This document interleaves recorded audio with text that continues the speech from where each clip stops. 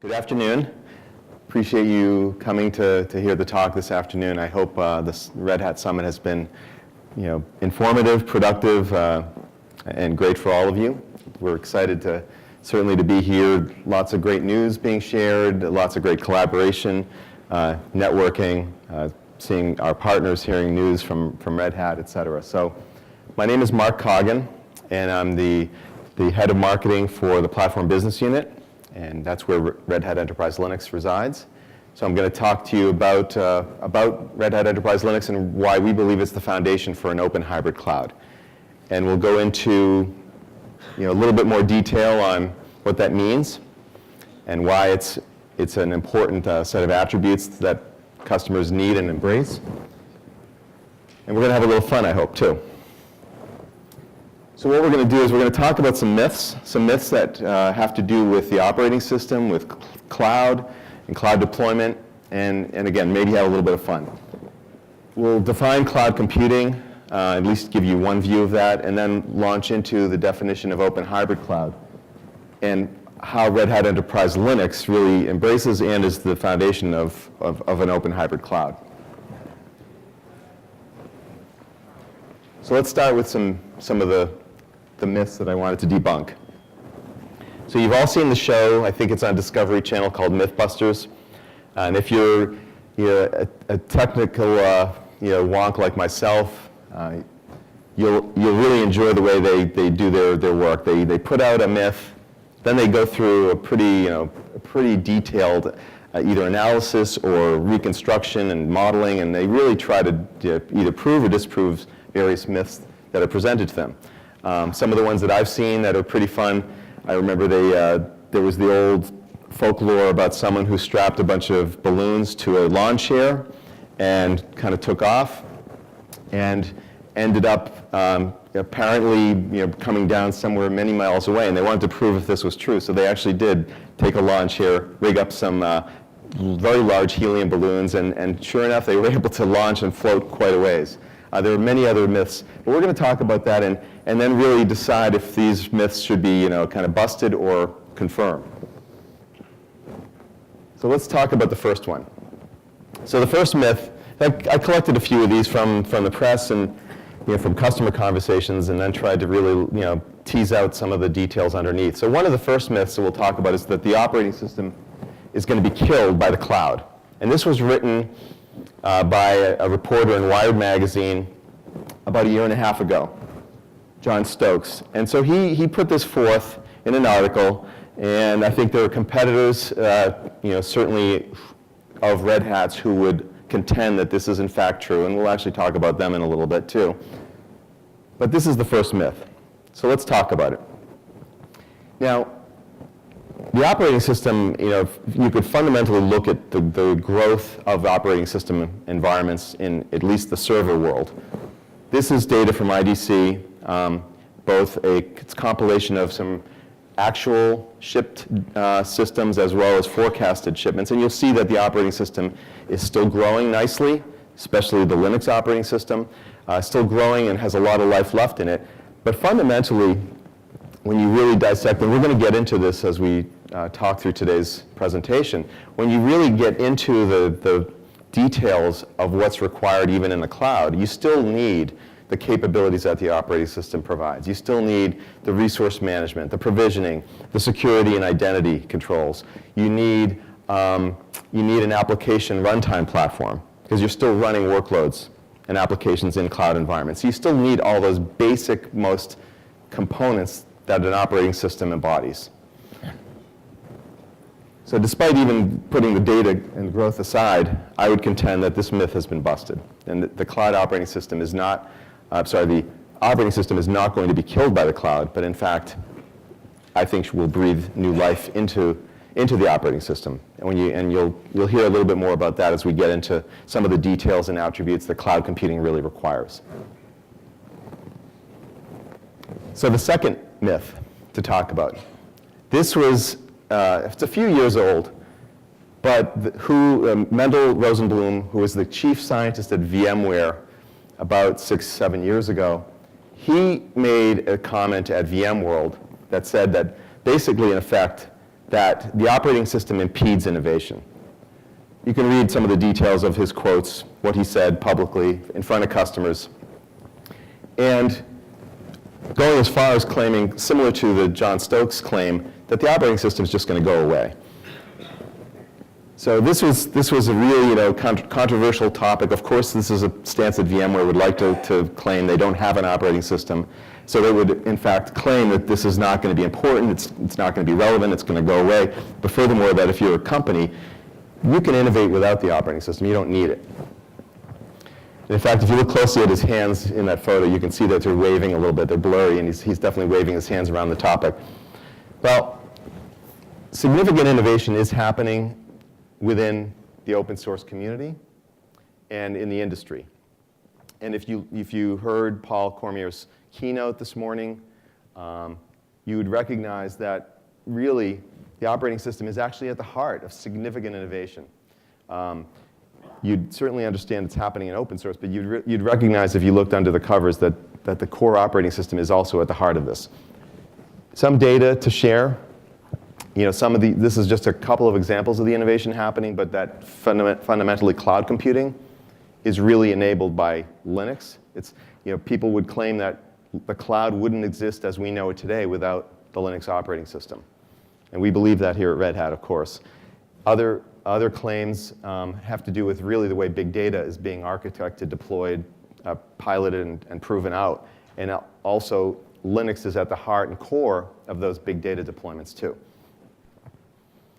So if we go back to some of these other areas that are, where really the core of enterprise innovation is happening, you can see all of these things and recognize that the operating system and effectively Linux is at the core of many of these. The mobile one alone, even though iOS gets significant attention in the market, the Android platform is a Linux derivative. So the operating system is really underpinning all of these. We talked about cloud, we talked about big data, mobile as well. So I think we would claim the myth of the operating system impeding innovation. We'd claim that this myth is also busted. Okay, myth number 3, that the cloud is not safe. And you've heard stories about this. There are certainly fear, uncertainty, and doubt around this. Things like access, compliance, policies, the ability to audit and maintain identity, things like that. Well, we bring through Red Hat Enterprise Linux, again, we're going to get to the discussion of why we believe it's the foundation of the cloud. Red Hat Enterprise Linux provides capabilities like SE Linux. Those of you who know RHEL have used this or are aware of this. SE Linux providing the ability to lock down access and mandatory access controls. We've achieved common criteria certification for RHEL at an EAL4 level. So there are significant pieces of RHEL that are really lend themselves to securing a cloud deployment. And in fact, one of the reporters, who I've read, Charles Babcock, talks about why, in fact, when you put a cloud deployment in place, the security is scrutinized more heavily. The models are really built up because of some of the sensitivity that exists around putting data, putting an application, and putting sensitive information into the cloud. So we would also contend that this third myth, that the cloud is not safe, is busted, because there are capabilities that you can build out and architect into a cloud solution that make it safe. Number 4, proprietary software will rule the cloud. This is another claim that was made in the same article by Charles Babcock about 7 dumb cloud computing myths. And so there are questions. We talked about them this morning a little bit. VMware, proprietary, versus, say, OpenStack, open source, innovative. And then you can really understand that when you really think and dissect the innovation that's happening and understand the dynamics around cloud computing, you'll recognize very quickly that OpenStack and other cloud computing projects are really driving the innovation. And it's not going to be based on proprietary software. It's going to be open, fast-moving, and innovative. And you also heard earlier the specific initiatives that Red Hat is taking to get behind the OpenStack foundation and bringing it to market through a couple of solutions that we announced in the last hour, a couple of solutions that really include a Red Hat distribution of OpenStack called Red Hat OpenStack.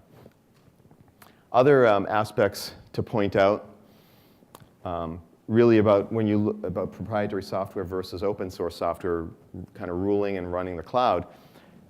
8 of 10 clouds are built on Linux. This data comes from research that's been done. And when you look at instances, guest instances running in Amazon, EC2, or in Rackspace, you'll see that predominantly Linux guests, to a 2-to-1, 3-to-1 margin, depending on which one you look at, Linux guests are the predominant virtual guest operating system in cloud environments. Also data that comes from Wired Magazine. So Linux really does power the cloud. Whether you look at the baseline underlying infrastructure of the cloud itself or the guest operating system in the cloud, Linux powers the cloud. So we would contend that the myth of proprietary software running and ruling the cloud is also busted. So let's shift gears a little bit. This kind of summarizes where we think Linux is, and specifically Red Hat Linux is at the core of the cloud and the biggest IT trends, really more prevalent than Windows and Unix operating systems. And this is really kind of the vision of Red Hat Enterprise Linux, because what we believe we bring to bear is not only the stability and enterprise-grade qualities of an operating system, but also the fact that it's got the flexibility and innovative capabilities, largely from the feedback we drive in through and with the open source community, that makes it very, very innovative, very much geared to and prepared for the future technology shifts and trends, but also the ecosystem, the broad ecosystem of partners that are critical to deliver the solution requirements for a customer. So let's start looking at the open hybrid cloud and what the kind of requirements are for cloud.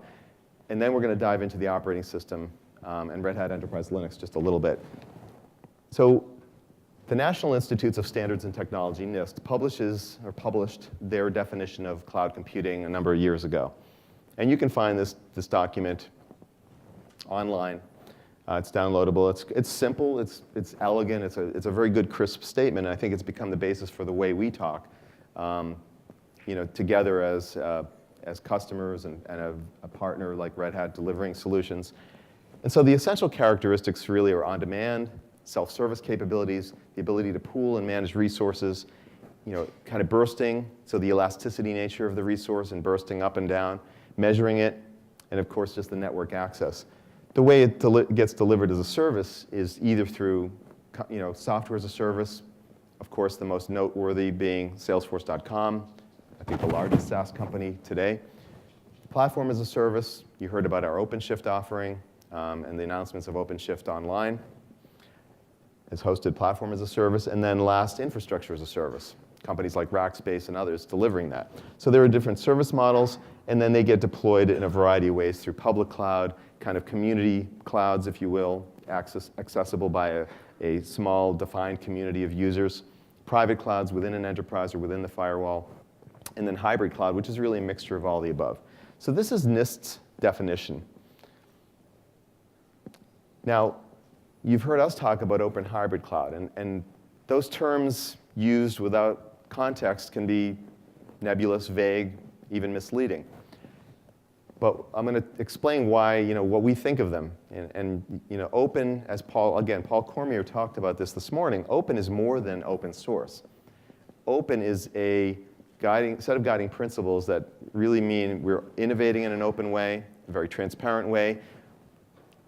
We embrace open standards and implement open APIs to bring in the consistency and the ability to integrate into the platform. And we ensure that you're never locked in. That openness also is risky because barriers to entry of exit are fairly low. So there's no lock-in. Hybrid.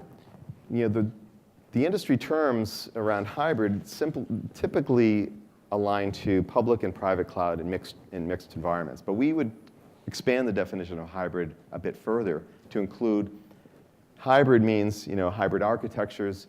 It means virtual data center in very kind of traditional virtual data center models along with public cloud. It would mean some legacy architecture, including legacy data models stitched into it. So it's really the interoperability and the construction of a very hybrid architecture to include not only public and private cloud, but also various deployment models and legacy systems and applications.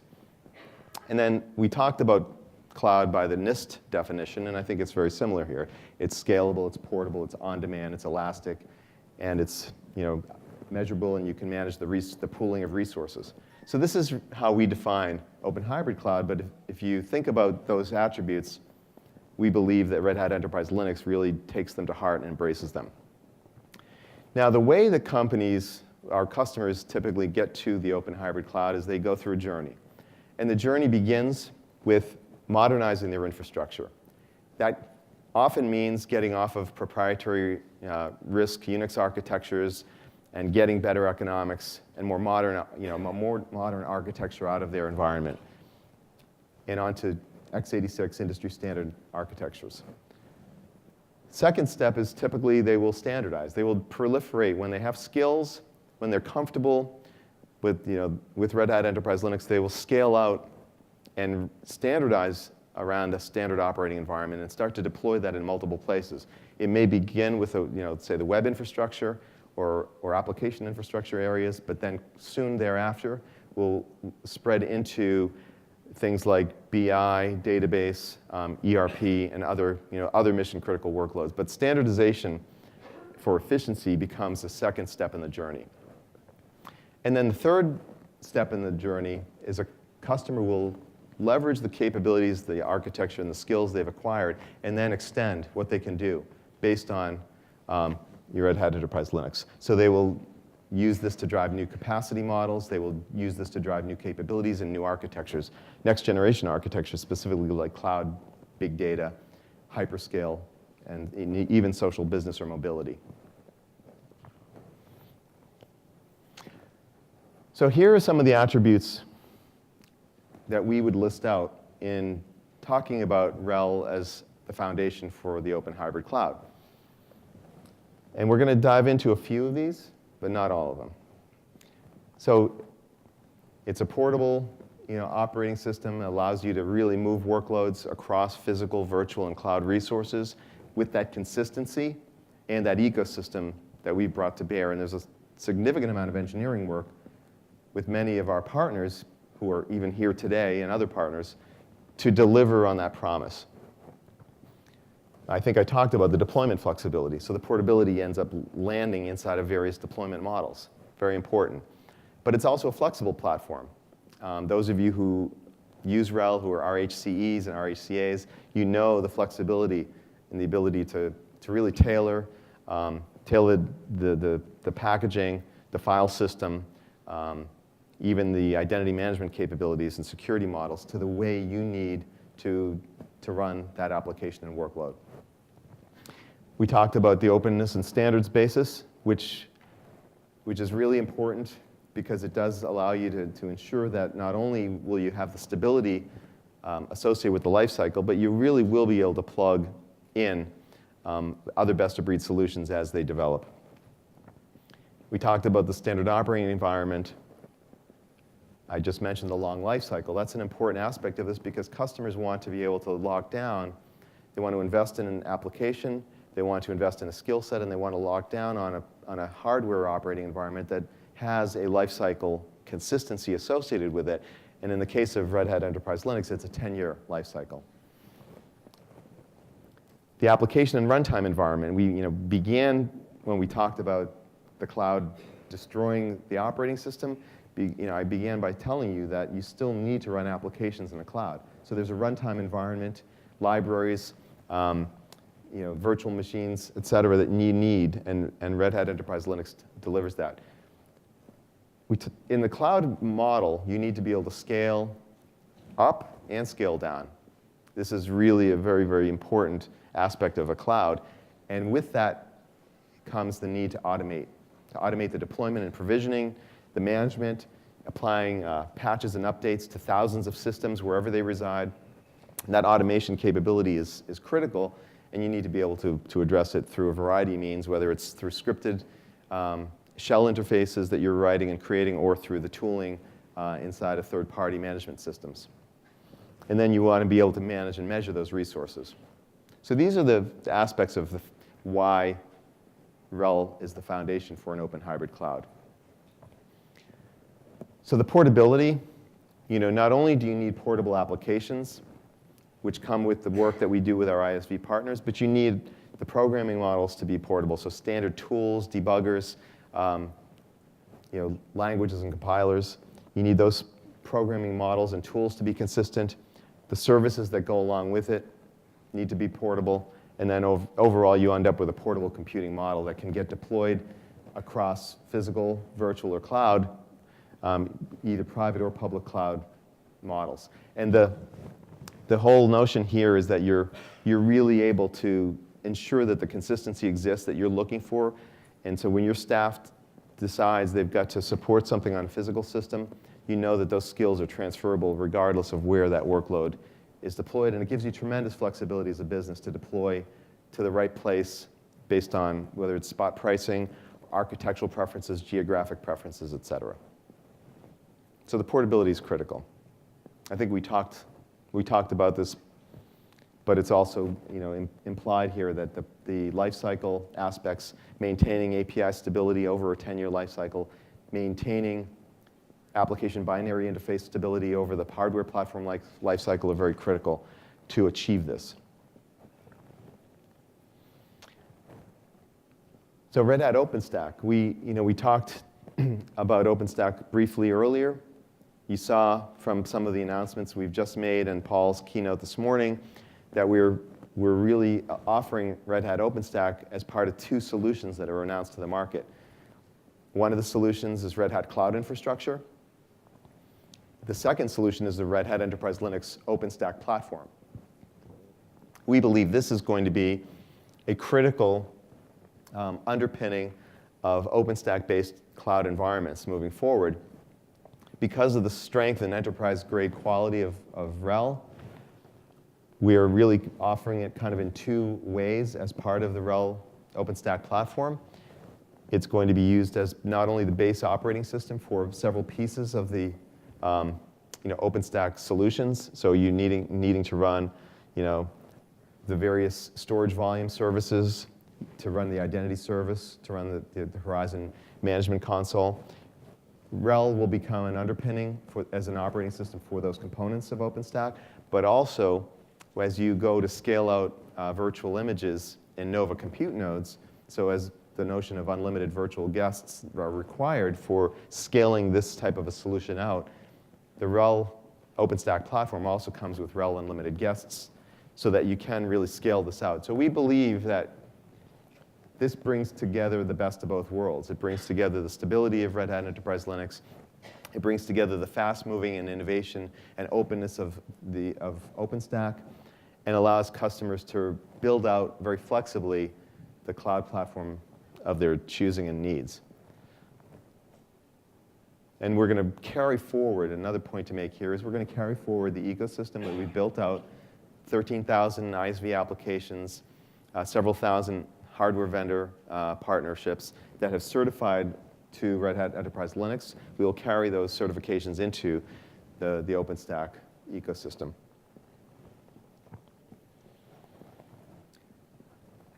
So we talked about the openness. Here's a quote from Gary Chen at IDC, where Gary really underscores the fact that to avoid lock-in, I mean, it's a fear of companies to get into the cloud because it can become the ultimate version and example of lock-in. But as Gary points out here, interoperability standards are a way of kind of getting past that. And Red Hat Enterprise Linux has always embraced this through industry standards and really by virtue of what the open source community drives. And it's important, but it will remain it is part of our DNA, and it will remain that way. As far as applications, I talked about the APIs, libraries, and runtime components that are required. this is our OpenShift kind of architecture, if you will. And inside of this is really the notion of Red Hat Enterprise Linux as a core application platform for OpenShift. So as you're applying and appealing to the DevOps model for those cloud developers who want to stand up very quick, lightweight cloud applications, underneath the way we're delivering this is Red Hat Enterprise Linux with the consistency, the tools, and capabilities of RHEL as an application platform.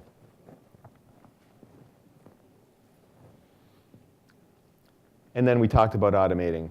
Again, I don't want to reiterate, but automating your deployment is critical in cloud environments, scaling it up, scaling it down in some cases, and the ability to do this the way you need to do it through command line interfaces, other management consoles, or third-party management tools is critical. And we embrace that. The virtualization capabilities of the operating system are critical. KVM is integral to RHEL. Here it's shown with Red Hat Enterprise Virtualization. It's the same KVM and Rev. But it's also important to understand that we optimize RHEL and put a lot of effort into optimizing RHEL as virtual guests. So you're getting kind of both sides, the hypervisor and the virtual guest components here. But this is a critical linchpin for how you move to cloud. And if you read research from Gartner and IDC and others, you'll recognize that the path to cloud always goes through virtualization.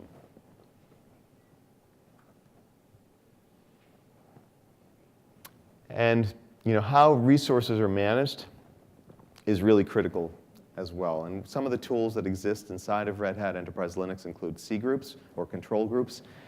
The ability to take a workload and partition it down to, I want this workload to have only certain ceilings applied for memory utilization, or certain ceilings or even floors applied to CPU resource. So you can partition workloads and manage the resources constructively across virtual machines, across the same applications within a single operating system image.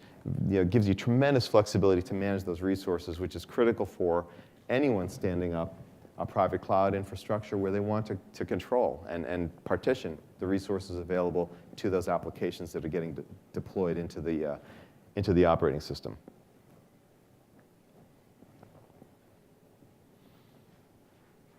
The consistency allows you to be flexible, though, okay? Because you can rely on those set of standards that have been embraced and implemented. You can rely on them driving the physical, virtual, to cloud deployments you need. But the customizations you need to, as I talked about, how to implement identity management models, how to implement security models, with SE Linux as an example of it, allows you to really deliver either quality of service or role-based access or whatever security model you need to suit your business. So the flexibility and customizable nature of Red Hat Enterprise Linux is also critical. And then this is also a derivative of a slide you saw this morning, but the fact that Red Hat Enterprise Linux is really a foundation for, kind of going from top to bottom here. It's the foundation for the applications that are being deployed in the cloud. It's the foundation for platform as a service, as we talked about with OpenShift, and it's really the core of a foundation for infrastructure as a service. Whether you look at what we're going to do with OpenStack or the way many companies like Rackspace have built out some of their infrastructure as a service offerings, Red Hat Enterprise Linux is really at the core of it. And here's just some proof points that share and show that some of the top clouds in the world are utilizing Red Hat Enterprise Linux, again, as the foundational infrastructure, or certainly as the case of Amazon Web Services, significant virtual instances of RHEL offered inside of that infrastructure and EC2 offering. So we would contend that this set of points, RHEL is the foundation for an open hybrid cloud, is confirmed. Back to our Mythbusters analogy.